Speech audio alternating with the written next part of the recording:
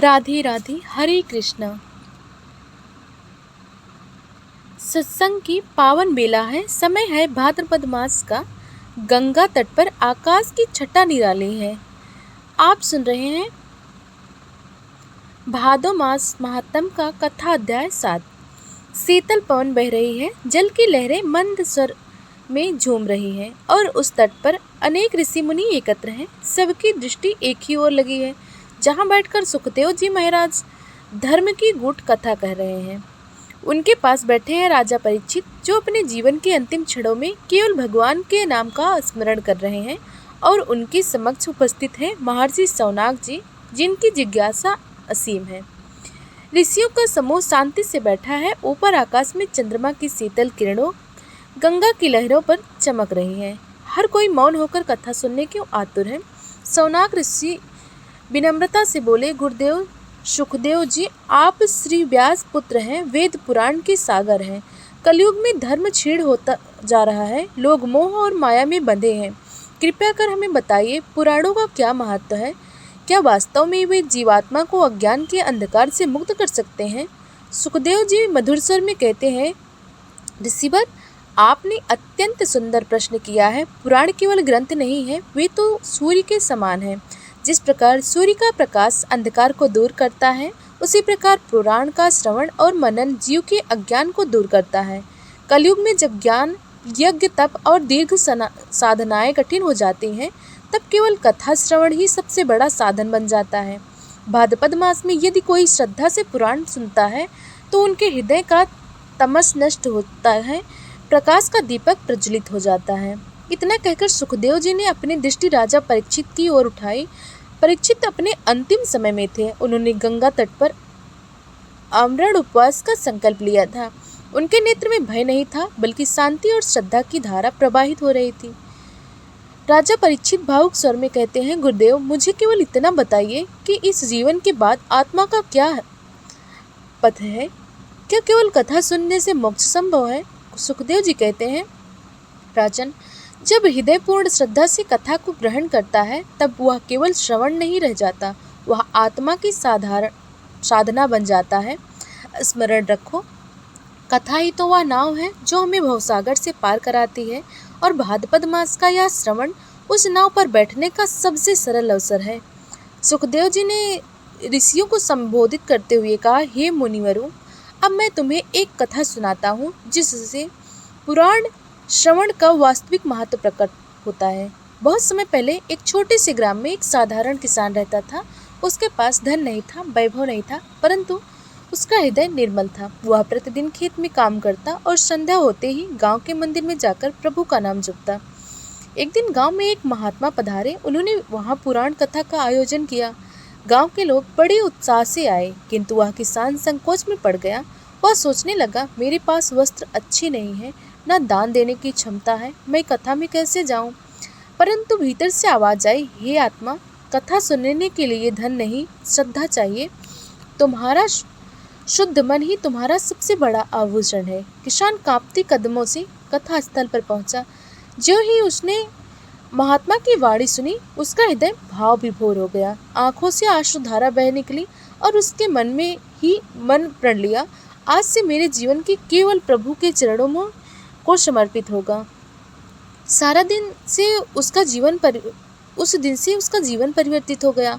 उसकी साधारण खेती भक्ति का मार्ग बन गई। लोग उसके पास केवल अन्न लेने नहीं जाते थे, बल्कि संतोष और शांति की सीख लेने भी जाते थे। और अंत समय में जब मृत्यु समीप आई, तब उसने मुस्कुराते हुए प्रभु का नाम लिया और उसी नाम का स्मरण करते हुए परम धाम को प्राप्त हुआ।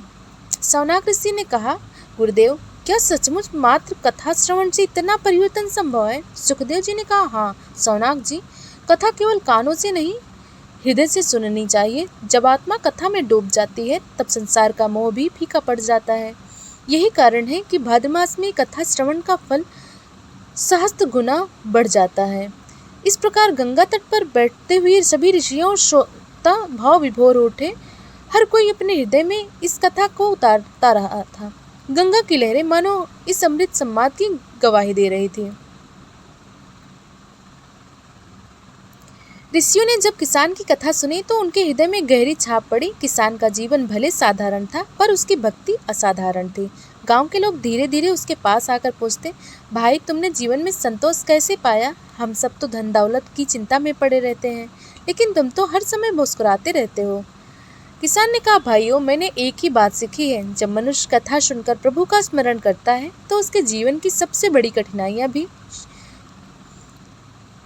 छोटी लगने लगती हैं। जो प्रभु सबका भार उठाते हैं उनका दास कभी बोझिल नहीं होता। भक्ति का सुख ही सबसे बड़ा सुख है।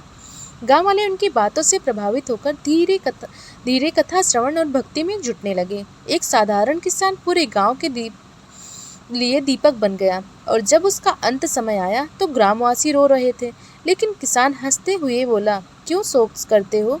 जिस प्रभु का नाम लेकर जीवन जिया, आज उसी प्रभु के चरणों में जा रहा हूँ। रो मत, गाओ गाओ उस प्रभु का नाम। इतना कहते ही उसकी देह शांत हो गई, परंतु वातावरण में ऐसी सुगंध फैली जैसे फूलों की वर्षा हो रही हो। गांव वालों ने अनुभव किया। सौनाक ऋषि ने कहा, गुरुदेव कितनी अद्भुत कथा है। किसान का जीवन हम सबके लिए आदर्श है। सच है, श्रद्धा की सबसे बड़ी शक्ति है। सुखदेव जी कहते हैं, ऋषिवर यही भाद्रपद मास का महत्व है। इस मास में कथा श्रवण से साधारण मनुष्य भी श्रेष्ठ पथ पर पहुंच जाता है। कथा हृदय में उतर जाए तो वह साधारण श्रोता को भी संत बना देती है। अब मैं तुम्हें दूसरी कथा सुनाता हूँ। यह कथा है एक राजकुमार की, जिसने केवल एक साधु की वाणी से अपना जीवन बदल दिया। राजमहल में आनंद है, नृत्य है, संगीत है। राजकुमार भोग विलास में डूबा हुआ है, परंतु भीतर से खाली है। मेरे पास सब कुछ है, धन है, दौलत है, सेना है, फिर भी मन अशांत है। राजकुमार ऐसा कहते हैं। मुझे लगता है जैसे भीतर कोई रिक्तता है जिससे भरने वाला कुछ और है। एक दिन राजकुमार शिकार के लिए निकला। जंगल में उसने देखा एक साधु शांति से बैठा हुआ है, आंखें बंद पर चेहरा तेज में। राजकुमार ने कहा, मुनिवर आप यहाँ निर्जन में बैठे हैं, ना आपके पास को सोने का महल है, ना भोग है, ना वैभव, फिर भी आपके चेहरे पर यह शांति क्यों है?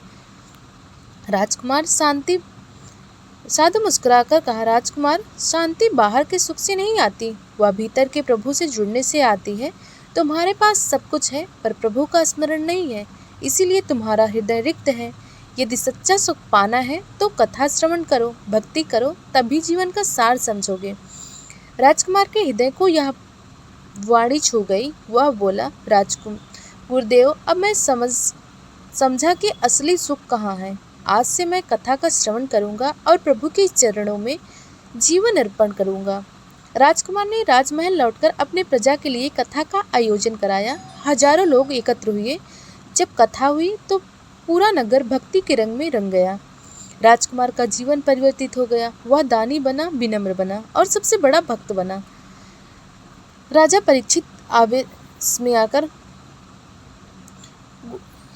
गुरुदेव किसान और राजकुमार दोनों के जीवन में कथा से बदल गए, क्या यह भाद्रपद मास का विशेष प्रभाव है? सुखदेव जी ने कहा, राजन हाँ, यह मास विशेष है, परंतु केवल मास ही नहीं, मनुष्य का हृदय भी श्रद्धा से भरा होना चाहिए। यदि कोई कथा का केवल मनोरंजन समझे तो फल नहीं मिलता, परंतु यदि वह कथा को जीवन का पथ समझकर सुने तो स्वयं प्रभु उसके जीवन को बदल देते हैं। इस प्रकार गंगा तट पर संवाद और कथा चलती रही। ऋषि मुनि श्रोता सब भाव विभोर हो गए। हर कोई अपने जीवन की गहराई में उतरकर विचार कर रहा था। सुखदेव जी की वाणी मानो अमृत की धारा की तरह सबके हृदय में उतर रही थी।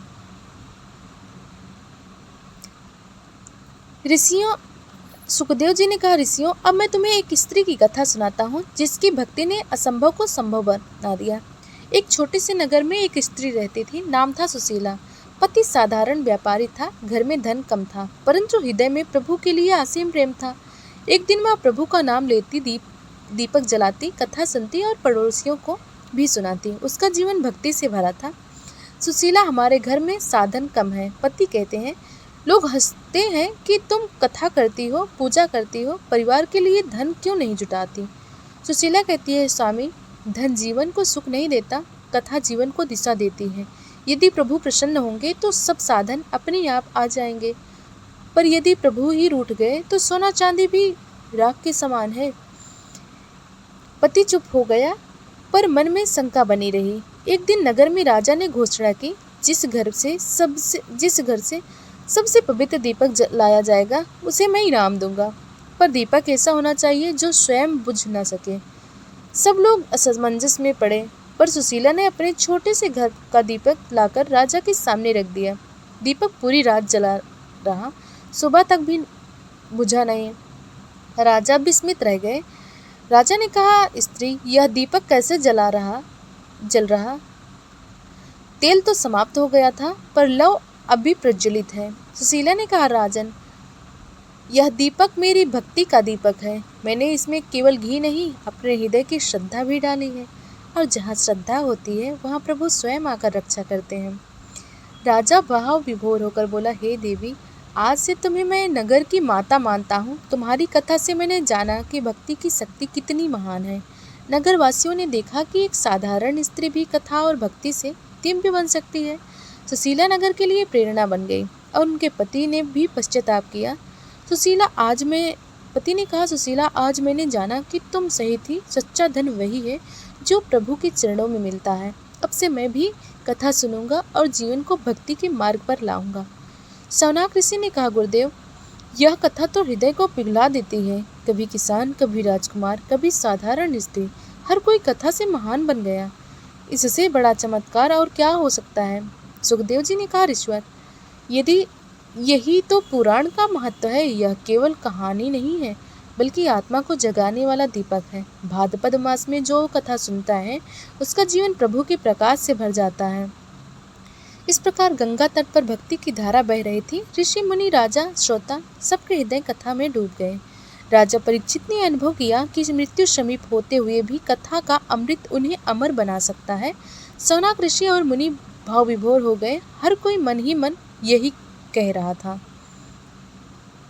यदि आपको यह कथा हृदय को छू गई हो तो इसे लाइक जरूर करें। आपकी एक लाइक से हमें और प्रेरणा मिलेगी।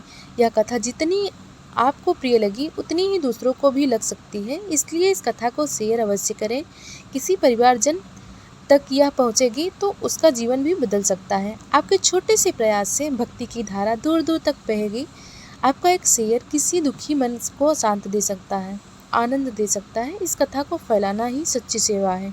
कृपया इसे सब्सक्राइब करें ताकि अगली कथा भी आप तक पहुंच सके। हर अध्याय आपको नया अनुभव देगा। सब्सक्राइब करने से आप हमारे परिवार का हिस्सा बन जाएंगे। जब भी नई कथा आएगी आपको सबसे पहले सूचना मिलेगी। हमारी कोशिश है हर घर तक भक्ति का प्रकाश पहुंचे। आपकी मदद से यह संभव होगा। लाइक करने में सिर्फ 1 सेकंड लगता है, लेकिन उसका प्रभाव जीवन भर रहता है। सोचिए, आपका लाइक किसी को और कथा सुनने के लिए उत्साहित कर देगा। आपका सब्सक्राइब हमें और परिश्रम करने के लिए शक्ति देगा। इसलिए कृपया इस परिवार से जुड़े रहिए। यह केवल चैनल नहीं, यह भक्ति का मंदिर है। यहाँ हर कथा आपका मन पवित्र करेगी। यहाँ हर शब्द आपको शक्ति देगा। यहाँ हर अध्याय आपको ईश्वर के और करीब लाएगा। तो आप इस मंदिर के आरती दीपक बनिए। एक क्लिक कीजिए और इस दीपक को प्रज्वलित कीजिए। आपकी उपस्थिति हमारे लिए आशीर्वाद है। आपका सब्सक्राइब हमारी साधना की स्वीकृति है।